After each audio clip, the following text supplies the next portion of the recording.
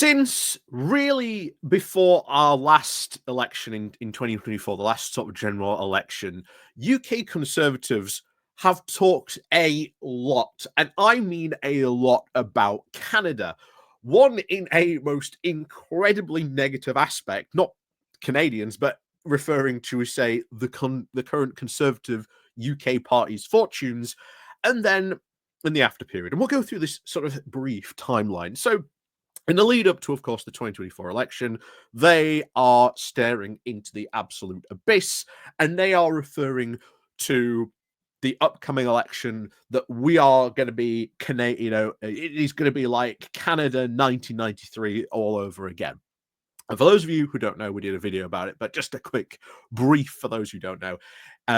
Back in Canada of 1993, the Canadian Conservative Party got absolutely destroyed. Like, destroyed. Like, they are still trying to rebuild from that defeat back in 1993. It was absolutely devastating for them. And that's what a lot of UK Conservatives were terrified of at that point. And then, of course, after the election, they started looking at the leader of the Canadian Conservative Party, a guy called Poilievre, was starting to sort of make waves against Justin Trudeau. And he was like, oh my God, he's bringing back conservatism. Oh my God, the Canadian Conservatives are going to win again. We should start to follow and replicate what he is doing, which, again, don't have full time to go into some of this stuff. We will get into it a bit more in a bit, but what obviously the Canadian Conservatives did was they started absolutely worshipping Trump. They absolutely went in a very hard right direction. And now it looks like this next election, which the Canadian Conservatives were like, we are going to win this, those chances have now tanked because of their close association, because of Trump, and because they have gone in that hard right direction. Gee, sounds awfully familiar for another Conservative Party in Europe, that we've been following. And yeah, it's been started to be noticed quite a bit that why are we following this? Why are we following this as an example when you can have a look at those, Canadian Conservatives, and they aren't doing too well? I have a very strange feeling that they're going to stop talking about Poilievre and the Canadian Conservatives very, very quickly. I have a very, very strange feeling they might do very, very quickly all of a sudden. But before we go more into this, please do remember to click the like, the share button, the subscribe button if you are new as well. And of course, down below, there's the Patreon page, there's the Buy Me Coffee link, there's the YouTube thank you button, and of course, there's the Pony Club down below as well. So thank you very much to everyone who does support the channel that way. And of course, there is a new Pony Club video for both the Pony Clubbers, again, the YouTube subscription stuff down below, and of course, the Patreon as well. So go give that a watch if you are signed up to that. So let's crack on then into this. So this comes from Conservative Home, and this is mostly, as I've said before, why we always cover Conservative Home is it reaches out into the Conservative Party. That is its target audience. And this is why I always say it's really good to have a look at it, because you get a snapshot of not where the political party in Westminster is, although sometimes it is good for that as well, but you more get a snapshot of where the current Conservative Party membership is. And that's why we've seen over the years a couple of really crazy, wacky things go on in Conservative Home. But right now they're asking, what did happen to those Conservatives? Weren't they going to win? Because they had been placing their hopes that after the 2024 general election defeat, that just like the Canadian Conservatives, that they would rise again from the ashes, and that Britain was yearning for Conservative rule. Well, if the Conservatives are about to probably very much lose the next election, thanks to their stances that they have taken, something which, again, the UK Conservative Party has just tried to copy. It doesn't really sound good for all that copium they've been desperately trying to inhale since the last general election. But anyway, let's get on into this, shall we? So, what happened to Polyev and the Canadian Conservatives? So, the Canadian snap general election is now just 2 weeks away, and oh boy, it is going to be very interesting to have a look at those results. And over the course of this year, we have witnessed one of the greatest polling turnarounds in history, and that is very, very true indeed.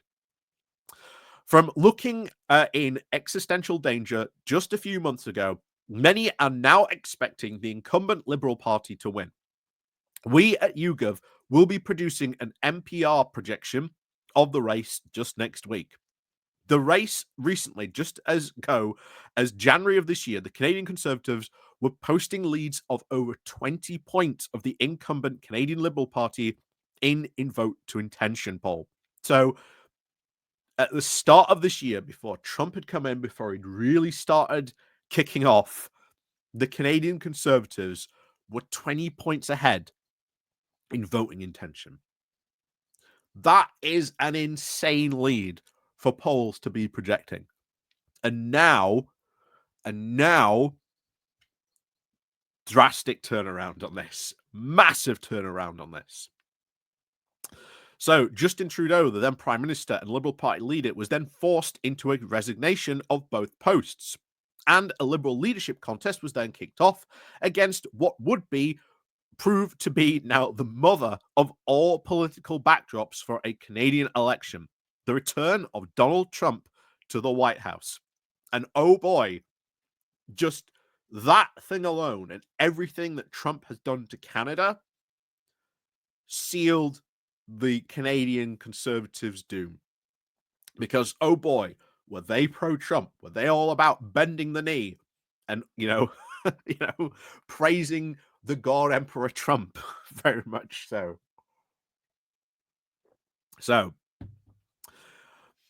the Liberals have now rocketed from around a 20% voter intention, with the left-wing NDP, the New Democratic Party, now threatening to relegate them into third place when Trudeau resigned, up to over 40% now, passing the Conservatives on their own way down as they themselves dropped from 45% of voting intention to now just a little over 35. That is a stunning drop. Like, to go from 45 to now 35, that is a stunning loss in this. And I think that it is now the Liberals are going to win, but it's how much by are they going to win? And this was sort of the very same question we were asking at our recent general election. Yeah, it is very likely Labour now going to win. It is just the question of by how much. How many Conservative scalps are they going to take? And they took a fair few, to be honest. Although the Liberal Democrats really did claim the lion's share in all this, a lot more. But so now it goes on to what happened here. The how on earth did this happen? Because we're meant to be replicating this, guys. And they're about to lose what they thought was a sure win. How have they snatched defeat from the jaws of victory in this case? So it is now, of course, the Liberals under new leader Mark Carney who are now posting sizable and consistent polling leads against the Conservatives. So what exactly happened? How did a Conservative Party, who seem to have now a united, broad, and unbeatable coalition of Canadians, stretching now from younger voters concerned about issues like lower housing to lower and middle income voters concerned about inflation, traditional Conservative voters in places like Alberta and suburban Ontario, now ending up being leapfrogged by their main rivals for government in such a spectacular fashion? One word: Trump. If you are really honest about this and you give this a fair assessment, it's Trump. Everything Trump has done. I mentioned on Geoscope just last night, had a friend just come back from Canada, goes there quite often. Last time he was there, maybe you would see like one or two Canadian flags, but they would probably be on like, official government buildings. This time, everywhere. Everywhere. You could not move. There was a sea of Canadian flags everywhere he went. He went into a supermarket, big sign saying "Buy Canadian." All the American products had like US label stuck on them so that people knew that that was like a US good. You want to know why the Canadian Conservatives and Poilievre is losing? Trump. Basically, first and foremost, there's no other easy explanation. It is just straight up Trump. So, what exactly happened? How did a Conservative Party? Oh no, how we've seen it. So yeah, so we read that. So yeah, the explanation I have to offer is down to three main components. Firstly, the erroneous and completely uncontrollable, as far as Poilievre and the Conservatives are concerned, factor of Trump's return to the White House and his subsequent actions, now positioned towards Canada, sent shockwaves through the country. Oh boy, did it, because Poilievre made such like mewling and like bowing and scraping towards Trump. And that is like on TV. There are videos. There's this him saying it in print, how much he loves Trump and how much he loves he's going to like working with Trump. You can't get rid of that. Once it's out there, you can't put that genie back in the bottle. So overnight, the relationship between the US and Canada went from a very productive to now concentrated and hostile and frayed. Trump spoke of making Canada the 51st state, which, in words, understandably, went down like a lead balloon across the country.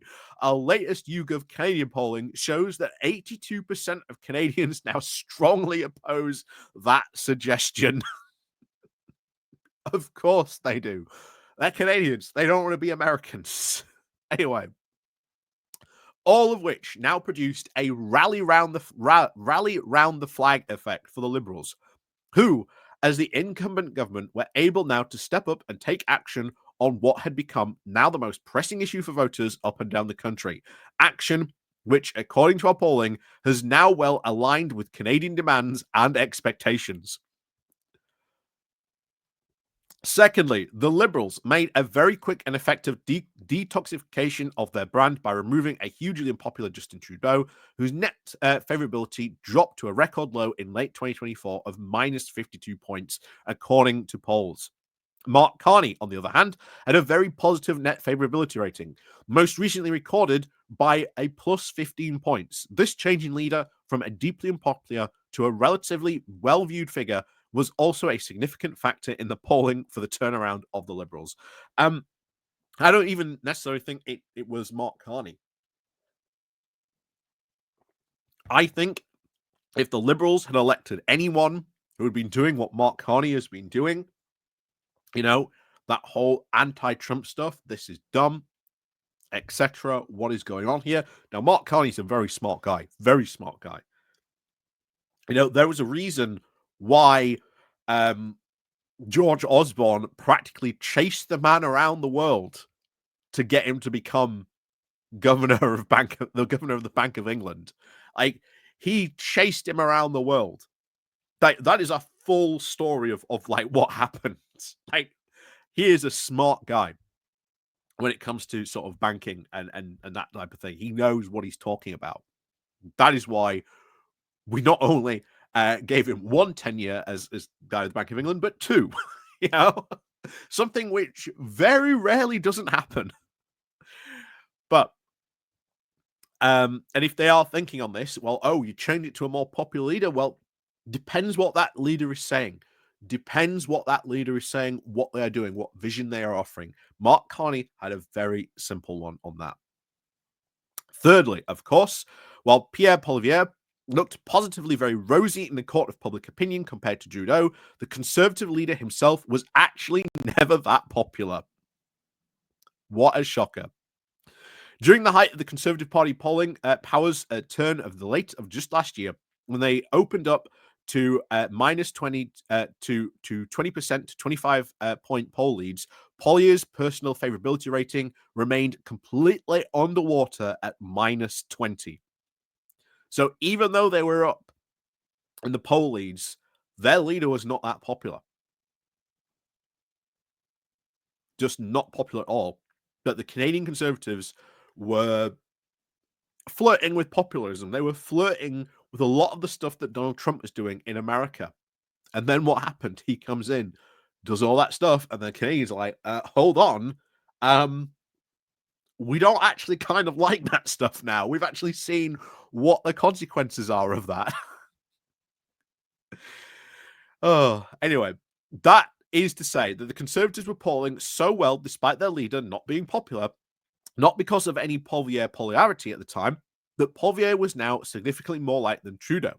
So the fact that he was not popular himself doesn't matter so much. Now that Trudeau is now removed from the question, Poilievre ratings look now even poorer in comparison to Carney, with the current Prime Minister now leading his challenger by 40 points in that metric. Gee, I wonder why. You're not talking about all the stuff that Poilievre has done praising Trump.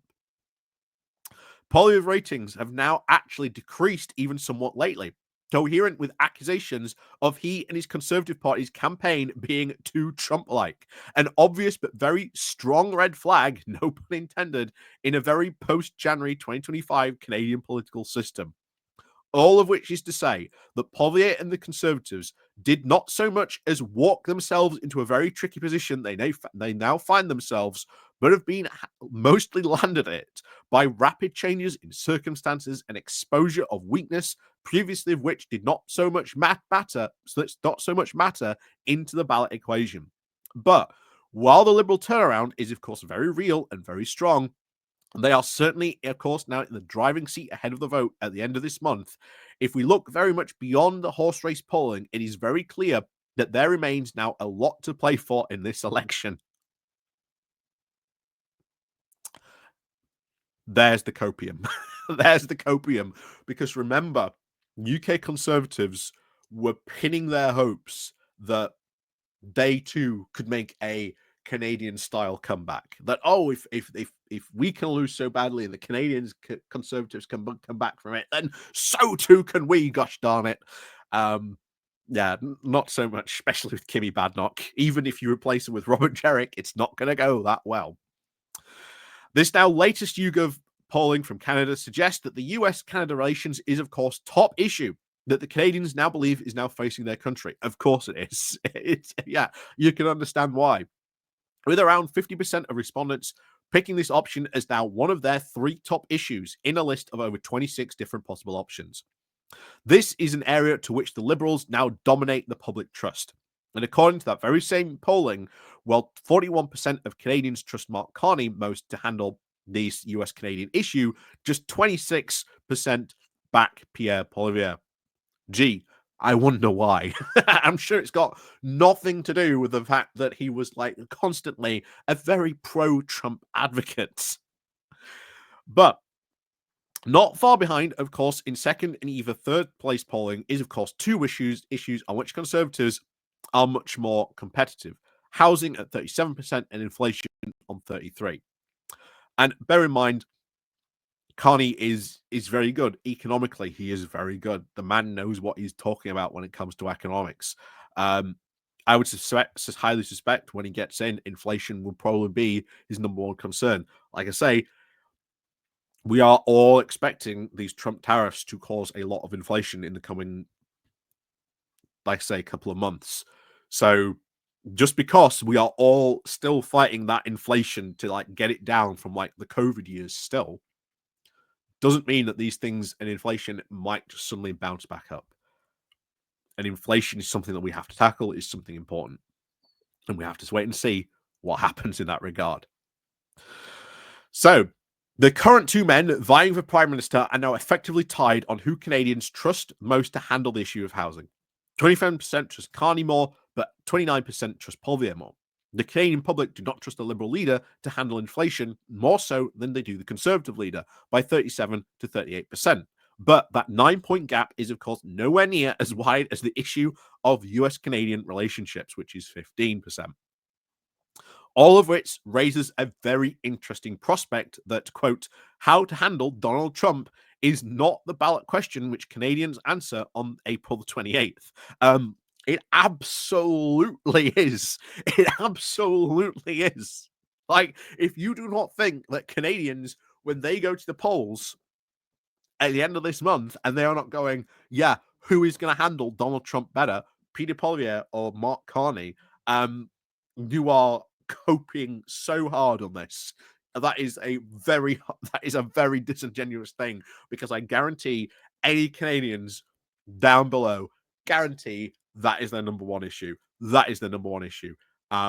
You've even said it in your own responses there, but for some reason, oh, that's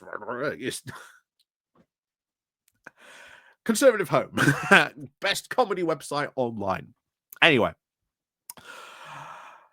so, and of course, Canadians instead end up voting on issues on which Poilievre and the Conservatives are much more competitive, such as inflation and housing. Then this election may not be so much a foregone conclusion. Again, the copium. Like, oh, if only they make this a housing and inflation general election, not the fact that it is being dominated by the Trump question. For now, however, it appears that Trump and the US now remain very prominent issues in the minds of Canadian voters, leaving Poilievre and the Conservatives trying to fight an election they would not like to have, and one that they thought they were having very recently, now as January, versus the one that they actually want to face. Like I say, you've got to pivot. You have to pivot. Just like Theresa May did in 2017, where everyone thought 2017 was going to be a big Brexit election. Turned out not to be. Turned out it was the pensioners election of triple lock, etc. That's what the main that's what that election came to be dominated by.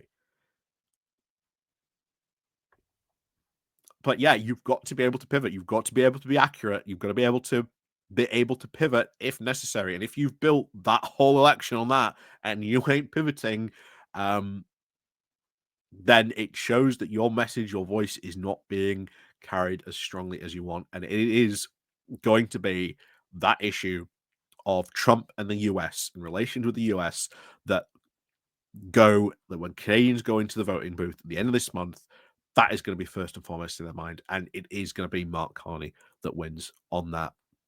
By how much, we'll find out. But I can guarantee you now, at the end of this month, we will probably be covering an article about, even though the Conservatives lost, there's some sort of copium that UK Conservatives can sort of take away from this. Anyway, I love this because someone put this in as a comment. The first rule of being conservatives: take personal responsibility. The Canadian Conservatives are in this mess because, like their very own party, like our own party, they've embraced Trump and hard right populism, pretending that it is a surprise that supporting rather than opposing Trump becomes a political liability is ridiculous. Learn from this. Make it very clear that our opposition to Trump and the Republicans remove the extremists who cheer Trump on, placing tariffs on our country from the party. Otherwise, we will likely say the exact same thing happening to us.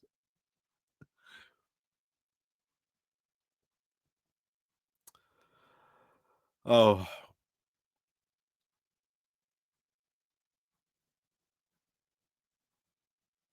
let's see if we've got any others. That's it.